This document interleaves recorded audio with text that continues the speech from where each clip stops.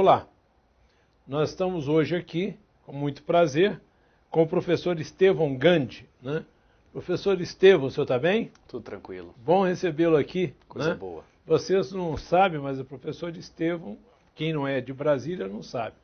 Mas em Brasília é um dos mais renomados professores da área de trabalho, né? Ele é especialista e pós-graduando, né? É isso mesmo? Doutorando em Direito do Trabalho. Ele é especialista em Direito do Trabalho e Processo do Trabalho, né? E doutorando também, não é isso? Doutorando também. Pois é, então o professor Estevão, que é especialista dessa área, ele está sendo convocado por um monte de aluno, né, para ele poder dar um suporte, porque está abriu um concurso agora muito importante no Tribunal de Trabalho de Goiás, não é isso? 18ª região. 18ª região. Então, na realidade, o senhor já está na área de concurso há quase 10 anos, né? Sim. Trabalhando aí diuturnamente nisso. E agora, com esse concurso do TRT de Goiás, na 18ª região, vai haver quantas vagas, mais ou menos? Olha, está previsto, são 10 vagas previstas para todos os cargos. Mais cadastro reserva. E esse negócio do cadastro reserva é interessante, né? Tem alguns editais que colocam poucas vagas e depois no cadastro de reserva são aprovados muitas, né? O senhor tem esses números de Goiás? Como é que foi? Funciona mais ou menos assim. O cadastro reserva ele veio justamente para não vincular a administração pública a ter que convocar necessariamente aqueles aprovados. Mas isso não significa muita coisa. Porque no último concurso do TRT da 18ª região, esse que nós estamos falando aqui especificamente, só existiam 5 vagas para todos os cargos, mas chamaram mais de 1.000 candidatos aprovados no concurso. Então a gente não pode nem espantar. Se a gente fosse levar em consideração a quantidade de vagas do concurso atual, então seriam chamados mais ou menos 2.000 candidatos aprovados. Então, na realidade, o número de vagas, né, não é o parâmetro que vocês têm que pensar. O que vocês têm que pensar é que, como tem cadastro de reserva, podem ser aprovados e podem ser chamados muito mais do que essas 10 vagas, não é isso? Perfeitamente. Bom, e o curso que o senhor vai dar é de Direito do Trabalho e Processo do Trabalho? Como é que funciona? É um curso teórico e com algumas questões sempre resolvidas dentro de sala de aula e comentadas. É um curso de Direito do Trabalho e Processo do Trabalho voltado para o TRT da 18ª região e especificamente para a banca examinadora que está ali analisando, que vai participar desse certame, que é a Fundação Carlos Chagas. Ela já é uma banca bem conhecida. Bastante conhecida. No né? mercado, principalmente no ramo de TRT. Então Sim. esse é a grande vantagem do candidato, porque a gente tem como prever o que vai ser cobrado. Sim. E tem uma margem de questões para poder fazer. 90% dos concursos de TRTs que tem hoje no país, quem realiza é a Fundação Carlos Chagas. Tá. Então, o último concurso da TRT de Goiás, quando foi? Foi 2008. 2008, significa 5 anos atrás? 5 anos atrás. 5 anos atrás. Então, há de se pensar que deve haver muitas vagas mesmo. Com certeza. Primeiro, Com certeza. Porque existe uma grande rotatividade dentro dos tribunais de uma forma geral. Então não é só para o TRT, é para os tribunais de justiça dos estados, para o TRF e assim por diante. Mas mais especificamente por ser Goiás, que é muito grande. Sim, então, sim. Aonde tiver uma vara do trabalho, num estado, no município, sim, eu preciso de servidores públicos prestando serviço. E esse é o grande diferencial. Certo. O senhor, como já tem essa experiência grande na área de trabalho, o senhor programou um curso para esse concurso, não é? Sim. Tá. Esse curso que o senhor programou, são quantas horas aula? Esse curso são 100 horas aulas. Então são 50 horas aulas para o direito do trabalho, mais 50 horas aulas para o processo do trabalho. É um curso bem dinâmico, voltado para essa área. Tem já uma data prevista para iniciar, já tem data prevista para terminar. Cada hora aula significa 45 minutos de aula. Cada dia tem uma entrada de 4 horas, não é isso, mais ou menos? Isso. 4 horas. Então, cada entrada são 5 horas aula. Sim. Então, como são 100 horas aula, vão ser 20 dias. 20 dias. 20 dias. Vai ser de manhã, ou à tarde, ou como é que é? Ou à noite? O curso está programado para iniciar no dia 25, Dia agora 25. de junho, Sim. no período noturno. Então vai ser toda terça, quinta e sábado. Sábado pela manhã. Ó, terça, quinta e sábado, né? Terça e quinta à noite, sábado pela manhã, né? O curso vai acontecer aqui na Asa Norte ou em Taguatinga? Asa Norte, É na Veste Concurso. Veste Concurso, Na Veste 906 Norte. Sim. E esse curso vai até 1º de agosto. 1º de agosto. Vai até 1º de agosto, que é o último dia de aula. Sim. A prova está prevista para o dia 18 de agosto. o dia 18. Então, quando chegar em 1º de agosto, o professor terá visto toda a matéria de direito e de processo do trabalho. Sim. E aí ainda vai ter uma bateria, né, de 100 questões, né, para que o aluno, terminado o curso, faça essas 100 questões e o professor vai estar corrigindo na internet. Perfeito. Não é isso? Na realidade, esse curso vai ter também na internet, para quem não é de Brasília. Sim, o curso a gente está abrindo para o público e vai ser um curso online também. Então ele vai ser gravado em sala de aula, vai estar focado também para a pessoa que está em casa, podendo assistir ou no trabalho, aonde quer que esteja. E vai ser um curso bem interessante, é focado mesmo. E a parte melhor desse curso é que vale para qualquer tribunal regional do trabalho do país. O senhor estava me dizendo que a sua técnica de aula, o senhor entra primeiro com teoria. Sim. Desenvolve a teoria e em cada encontro o senhor tem uma série de exercícios que o senhor faz com base na teoria dada. Sim. E aquilo fixa o que o aluno viu de teoria. Exatamente. Então, olha, cada encontro desse vai ter primeiro teoria e depois uma série de questões que já caíram em concursos, não é isso? Da mesma banca, para poder mostrar como aquela teoria caiu, o aluno já vai respondendo ali e se tiver dúvida o senhor vai esclarecendo. Com certeza. Tá. Então, além disso, né, ainda existe ao final mais 100 questões que o senhor vai comentá-las todas na internet, não é isso? Tá. O aluno que for assistir na internet, ele vai assistir a todas essas questões da sala de aula também, né? Porque a aula vai ser inteiramente passada pela internet. Exatamente. E ainda vai ter a disponibilidade do material que foi dado, né? Sim. Da lista de exercícios que nós vamos resolvendo no decorrer das aulas. Então, a cada término de aula, a gente passa por uma bateria de exercícios, até mesmo no meio da aula ali a gente resolve, olha, tem aqui, caiu no último concurso, há um mês atrás, Fundação Carlos Chagas, essa questão relacionada ao conteúdo. Vamos ver como é que foi exigido do candidato, se você tem condições de acertar, vai ver que não tem mistério nenhum. Direito do trabalho bem explicado, com conteúdo, com exercício, é questão gabaritada em prova, que é a matéria que vai pesar. Com certeza. E não se esqueça de que realmente, para o TRT, né, as matérias do professor Gandhi aí, professor Estevão Gandhi, são as matérias mais importantes, né? Sim. É a matéria que vai determinar a aprovação do candidato. Exatamente, com certeza. E ainda deve ser colocada uma observação. Como a prova da Fundação Carlos Chagas ela já é previsível, a gente já tem como saber o que efetivamente vai ser exigido, os principais tópicos e o modo como que vai ser cobrado para o aluno poder responder, apesar das divergências que existem entre bancas examinadoras. A Fundação Carlos Chagas tem a observação específica de que o candidato não pode errar a questão, porque além delas serem tranquilas de se fazer, Sim. O conteúdo é tranquilo também. E muitas vezes o candidato que deixa de estudar um pouquinho, ele perdeu uma questão, ele está praticamente fora do concurso. Porque as questões são simples. Sim. Mas sem estudo a questão fica bem complexa. Certo. E aí a proposta que a gente sempre vem tentando implementar é fazer com que o aluno venha gabaritar todo o conteúdo, venha conseguir gabaritar todas as questões de direito, trabalho e processo, pelo menos. Sim, sim. Em relação às outras disciplinas, assim vai seguindo o mesmo modelo, o mesmo padrão. Pois é. Então você está vendo? As oportunidades estão aí, né? No dia... Que dia começa? Dia 18. Dia 25 começa o curso. Dia 25? Dia 25 agora desse mês começa o curso. Sim. Dia 18 de agosto a prova. Ah, tá. Então dia 25 agora começa o curso. São as terças e quintas à noite. E sábado pela manhã. E sábado pela manhã, né? E vai haver também esses cursos na internet, para quem não é de Brasília. Não é Exatamente. Isso? Então, professor, eu tenho que agradecer a sua vinda aqui. Eu que agradeço. Né? E desejar a vocês muito sucesso.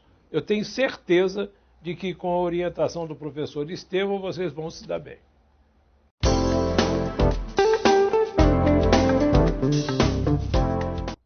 Olá! No dia 19 de junho agora, houve uma sessão histórica no Senado Federal, na Comissão de Constituição e Justiça. Foi votado por aquela comissão a lei dos concursos públicos. Essa lei teve algumas emendas e agora nós vamos ter ainda um segundo turno para poder acertar essas emendas.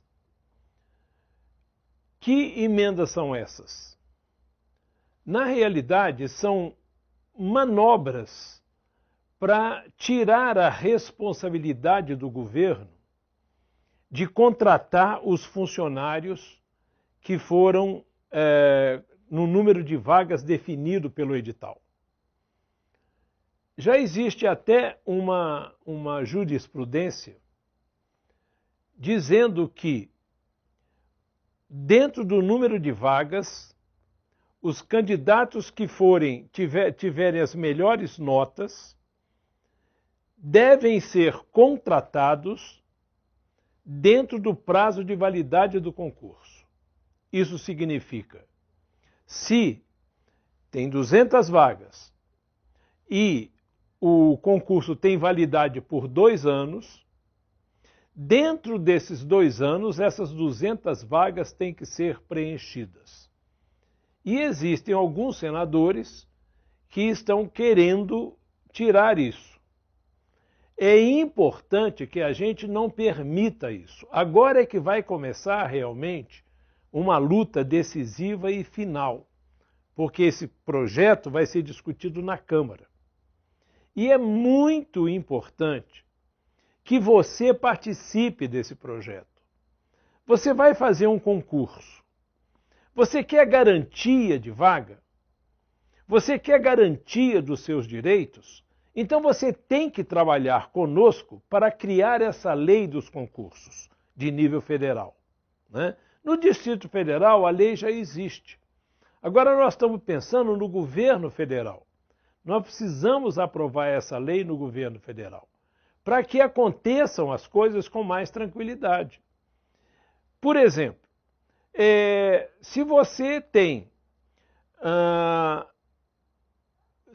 tem opinião diferente sobre a resposta de uma questão, né, da prova, você faz o recurso e manda para a comissão julgadora. Aí eles nem leem o seu recurso e simplesmente indeferem. Você fica à mercê deles. Quem elabora provas, as organizações que elaboram as provas, elas ficam sendo juízes em causa própria. Então é necessário que, primeiro, a banca que vá analisar os recursos seja independente da banca que elaborou a prova, para poder haver mais isenção. E uma outra coisa é que um recurso não pode ser indeferido, a não ser que haja uma explicação por escrito, para o candidato ter tranquilidade. Não, eu errei mesmo, por isso. E tem que haver transparência, porque se eles deram a explicação por escrito e a explicação deles estiver errada, o direito do candidato se mantém, né? Então, o que você tem que fazer? Entre no site da ANPAC, é anpac.org.br, né? Entre nesse site, lá você vai encontrar um abaixo-assinado que se chama Concurso Público Quero Lei. Divulgue ao máximo esse abaixo-assinado. Entre com muita assinatura lá, divulgue nas suas redes sociais.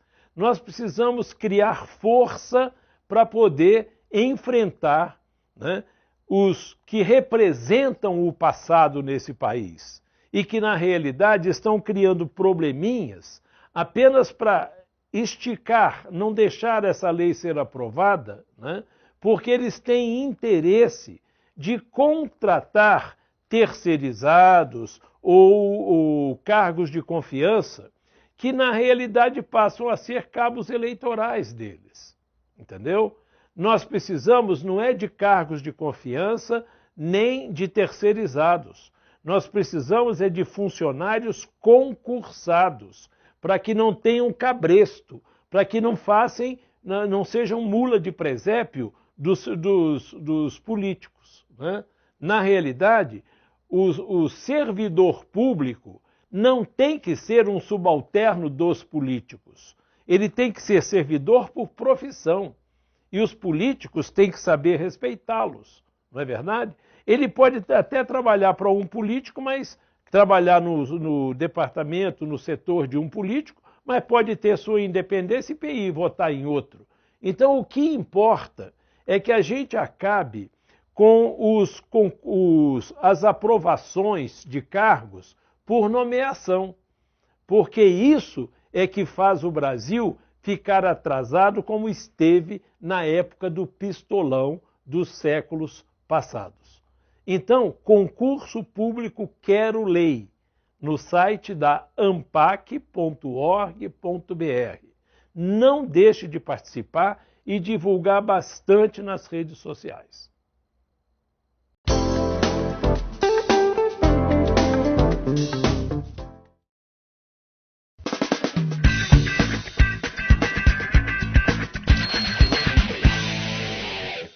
Vamos ver uma regra da ortografia atual. Catálise se escreve com S, então catalisar se escreve com S. Deslize se escreve com Z, então deslizar se escreve com Z. As palavras que têm radical com S vão gerar palavras com S. As palavras que têm radical com Z vão gerar palavras com Z. É só você saber quando se escreve com S ou com Z, mas quando é que você vai saber? Só se você procurar no dicionário.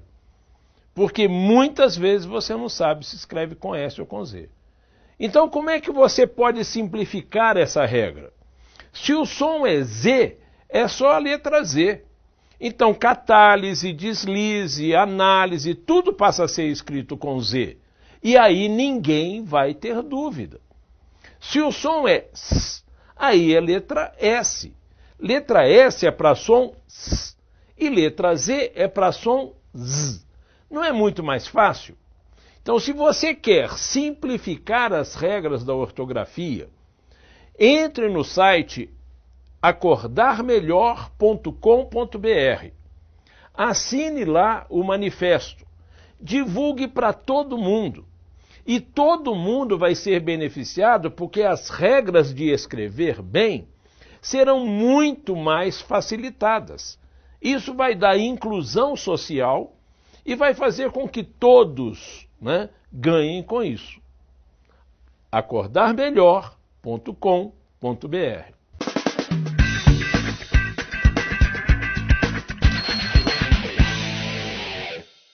Em todo concurso, um dos assuntos de língua portuguesa se chama ortografia. E dentro da ortografia você tem a acentuação gráfica. Para você aprender acentuação gráfica, você tem que saber fonologia. Você tem que saber o que é vogal, semivogal, ditongo, tritongo e hiato. Então, para isso, nós vamos começar com algumas aulinhas.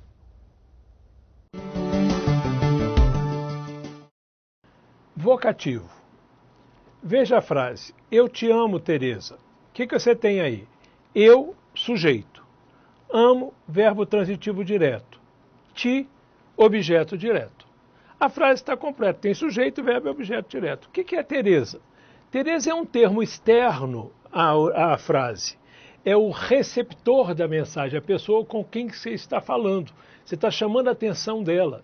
Por chamá-la, você está chamando isso de vocativo. Vocar é chamar. Então, o vocativo é o receptor da mensagem posto em destaque. Certo? Você aí, venha cá. Eu tenho o verbo venha, que é um verbo intransitivo. O sujeito, você já sabe na sua cabeça que é o você. O sujeito é você. Venha cá. Aqui é uma adjunta adverbial. Esse você aí não precisava aparecer. Está aparecendo para chamar a atenção do receptor, né? Para invocar o receptor. Invocar. Então, vocare, vocativo, o você aí. Né? Chamar a atenção do receptor. Vocativo. O vocativo é o receptor em destaque, sem função sintática na oração. Ele está fora da construção sintática da oração, certo? Por isso que ele é um termo considerado à parte. Diferenças entre aposto e vocativo. O aposto é um termo de natureza substantiva, nós já vimos isso. O vocativo também é um termo de natureza substantiva, porque se é o receptor tem que ter um nome, e esse nome é de natureza substantiva.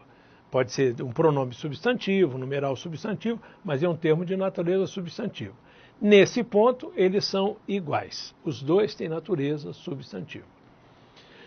O aposto refere-se a termo de igual natureza escrito na frase. Um substantivo que se refere a outro, por exemplo, escrito na frase.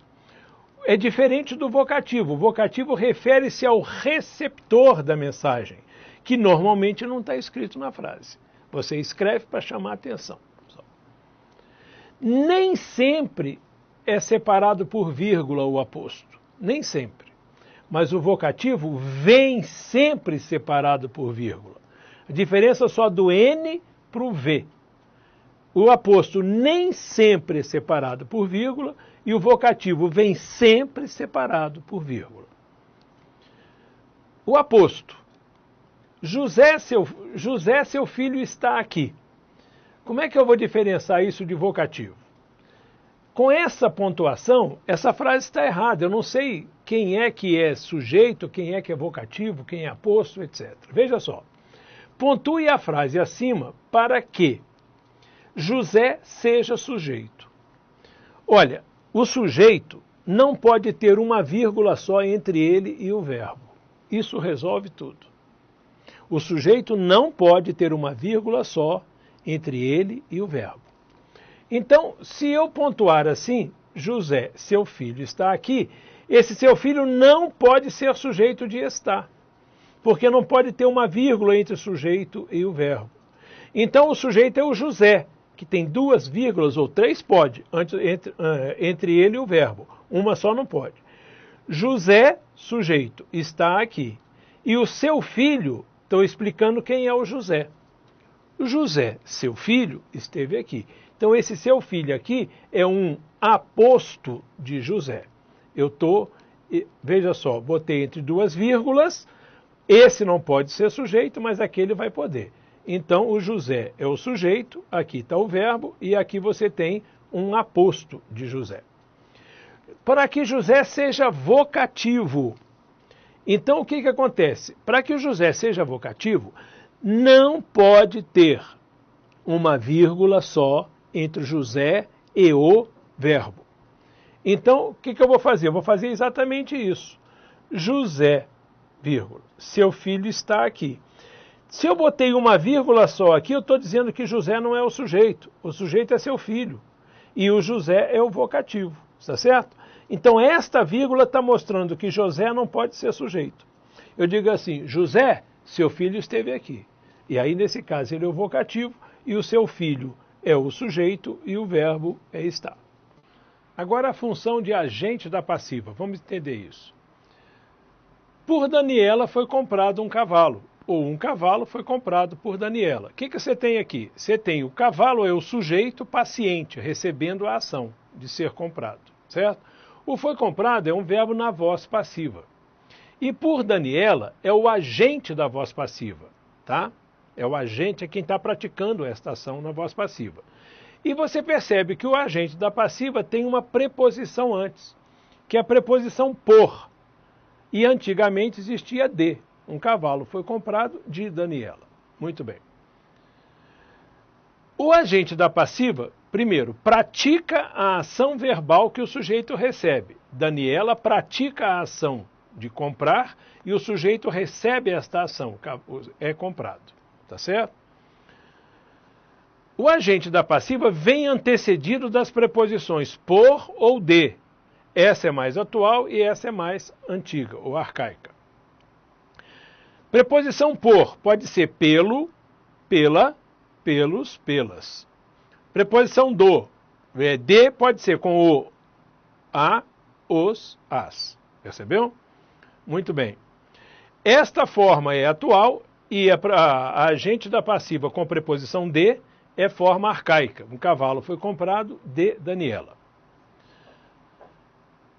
Aqui você tem a voz passiva. Se eu puser na voz ativa o verbo, o que vai acontecer? Eu vou botar o sujeito, a Daniela não é o agente aqui? E aqui o sujeito, se é voz ativa, o sujeito tem que ser agente. Então Daniela tem que vir para cá.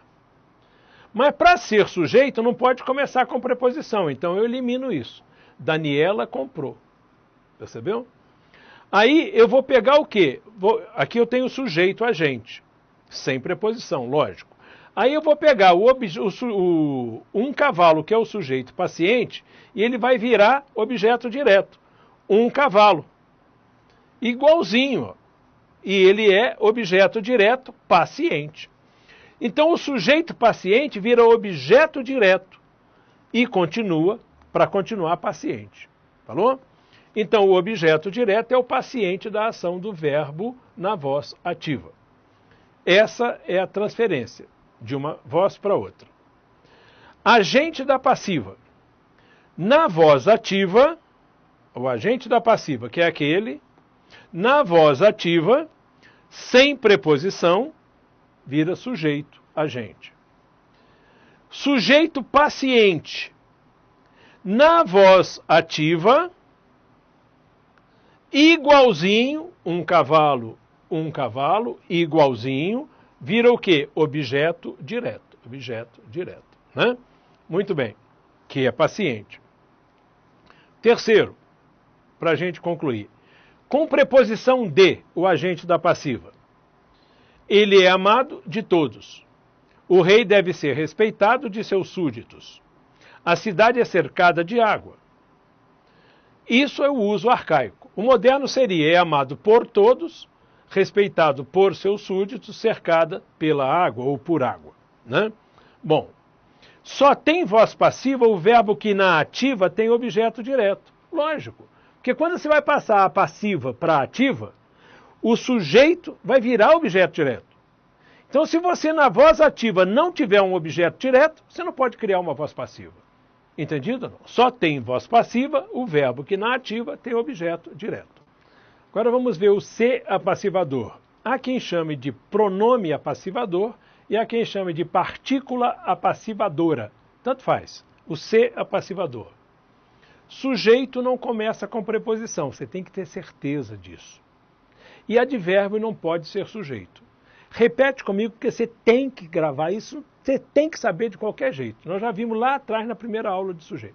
Sujeito não começa com preposição. Advérbio não pode ser sujeito. Sujeito não começa com preposição. Advérbio não pode ser sujeito. Mais uma vez, sujeito não começa com preposição. Advérbio não pode ser sujeito. Então, vamos partindo desse pressuposto.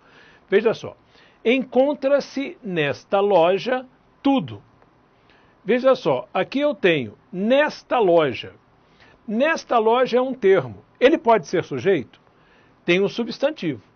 Mas ele começa com a preposição N, que é em. Então ele já não pode ser sujeito, está eliminada a possibilidade. Tudo pode ser sujeito? Pode, porque é um pronome substantivo e não começa com preposição. Se ele pode ser sujeito, ele já é sujeito. Tudo é o sujeito. O tudo pratica ou recebe a ação de encontrar? O tudo encontra ou ele é encontrado? Ele é encontrado, ele recebe a ação. Então é um sujeito paciente. Né? Por isso que isso aqui é chamado de voz passiva pronominal ou sintética. O se é, então, pronome apassivador ou partícula apassivadora.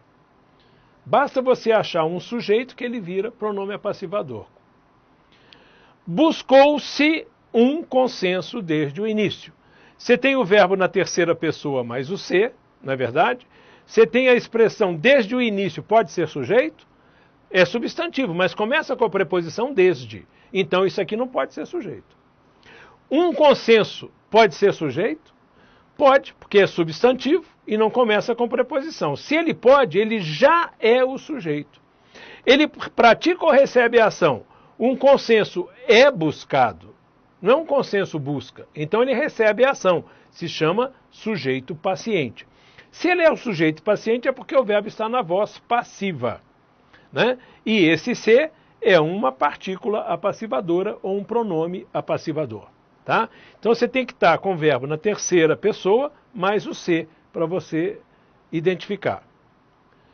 Terceira pessoa, mais ser, mais sujeito, você tem esse ser, partícula apassivadora ou pronome apassivador. Entendido? Muito bem. Então você tem uma voz passiva aí. Terceira pessoa, mais ser, mais sujeito, você tem uma voz passiva.